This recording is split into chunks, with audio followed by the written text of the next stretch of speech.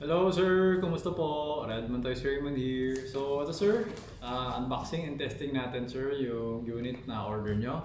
The Umarex Glock 17 Gen 5 Airsoft Gas Blowback Pistol. Okay.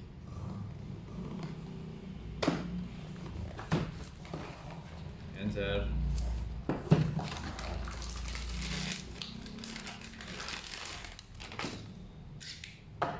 Removing the magazine. Okay, so yan, unit.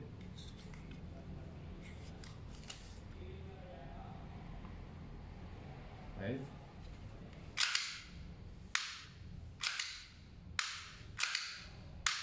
Okay. So ito yung magazine. Okay. Tapos ang laman ng box is yung Allen wrench tsaka itong dalawa. Okay. Yun. Okay. So, ngayon, medyo pitan ko lang konti. Konti lang naman. Ayan. Konting-konti lang. Okay. Tapos, lagyan natin ng gas. Okay. Tapos, lagyan natin ng bala.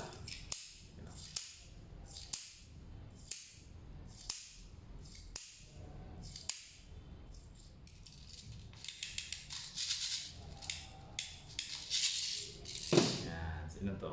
2, 4, 6, 7. Okay. Buksan natin ang chronograph. Okay. Always remember to keep your trigger finger out. Make sure that the muzzle is always pointed at a safe direction. Okay.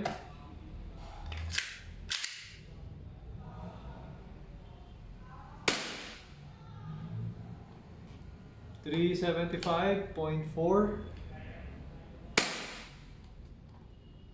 370. Iba-iba yung FPS niya. Actually, malakas to. Minsan kasi 340 lang, minsan 330 lang. 368. Iba-iba. Pero yung blowback nila para-parehas. Ganun yung lakas. Yung FPS na minsan nag-iiba. 363. Ito, malakas eh. Malakas FPS ito eh. Mataas eh. 358.4. 353.8. 352.4. Mataas FPS itong unit nyo. Eh, ewan ko, hindi ko alam. Parang, hindi ko alam bakit ganun. Okay. So pull back the slide. Okay. So, pull back the slide, ang suggest ko, kasi nga, pagka pinupush down mo to, pwedeng maupod yung kanal. So, pag naupod yung kanal, hindi na siya mag-open chamber kung wala ng bala. Okay, kaya dapat pull back na lang. Sa bababa yun. Okay, hammer down. Yan. Okay. Ngayon, if ever kakalasin mo siya, hindi na ako nagtatabas eh.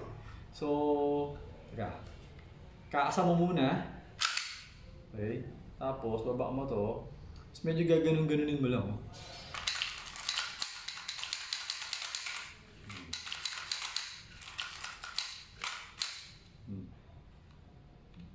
So parang pag umpisang-umpisa, skip, di ba? Pero pagka, okay, yan.